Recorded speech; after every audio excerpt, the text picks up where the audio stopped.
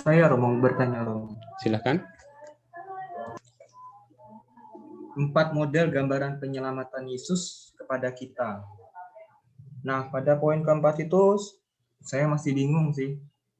Tertulis dalam Injil Yohanes, Yesus digambarkan sebagai yang menghantarkan atau memperkenalkan dan memberi hidup yang kekal kepada manusia. Itu maksudnya gimana, Romo? Contoh konkretnya itu.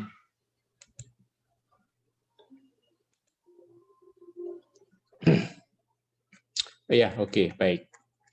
Apakah ada teman-teman yang mau mencoba menjawab? Jadi mengapa kok Yesus dikatakan sebagai penyalur keselamatan ya, sumber keselamatan begitu ya? Oke.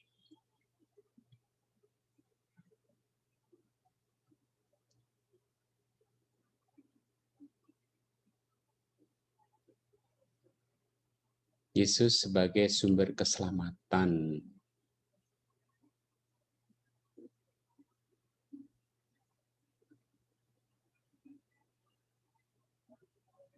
Kira-kira itu mengapa?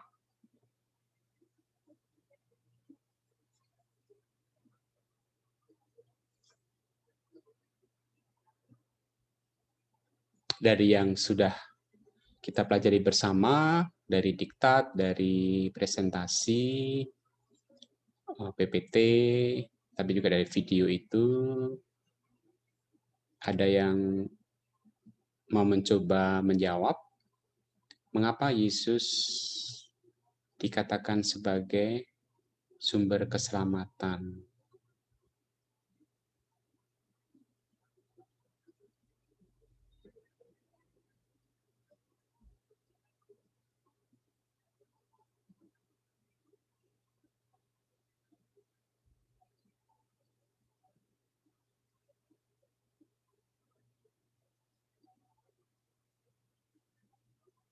Kata kuncinya apa di sini?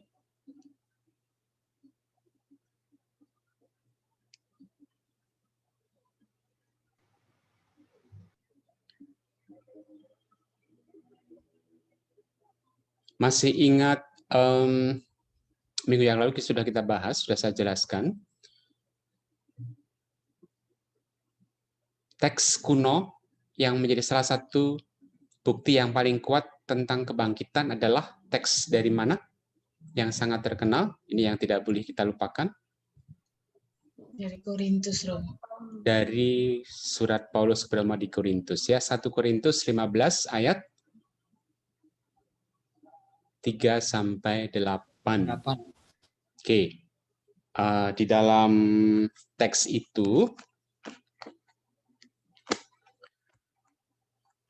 ada yang bisa membacakan satu ayat saja yang menunjukkan bahwa Yesus itu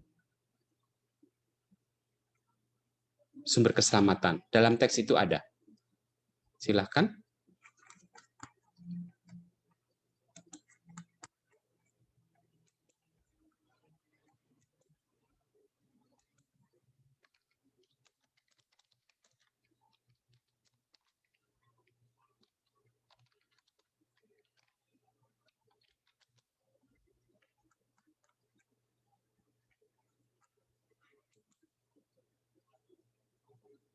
Ayat yang mana?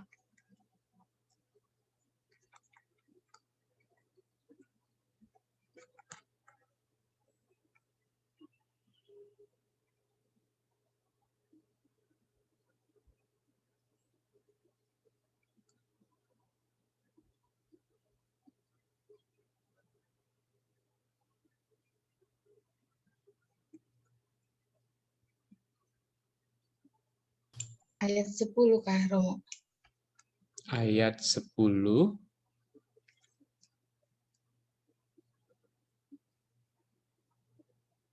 Bisa dibaca, Suster? Tetapi karena kasih karunia Allah, aku adalah sebagaimana aku ada sekarang. Dan kasih karunia yang dianugerahkannya kepadaku tidak sia-sia. Sebaliknya, aku telah bekerja lebih keras daripada mereka. Tetapi bukannya aku, melainkan kasih karunia Allah yang menyertai aku. Oke, itu bicara mengenai kasih karunia Allah kepada Paulus ya. Oke, ada lagi ayat yang lain yang berkaitan dengan keselamatan.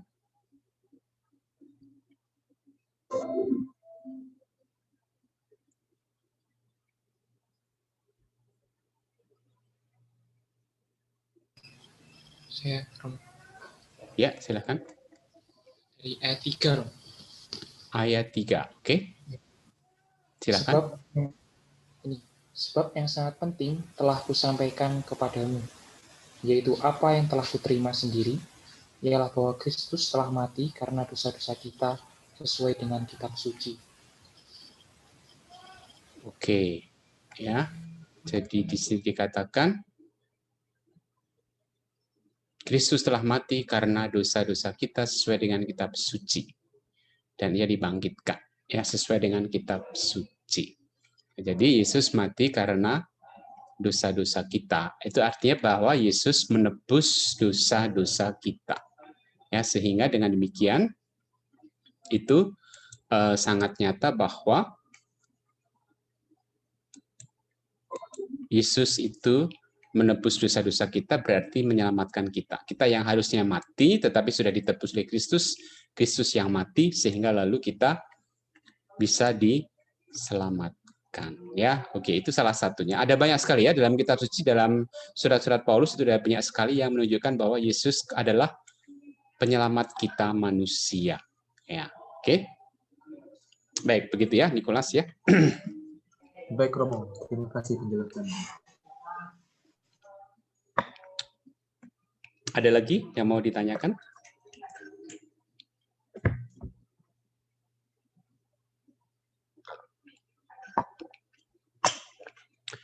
Baik, kalau tidak kita akan masuk ke bahan baru, yaitu dari konsili-konsili ya.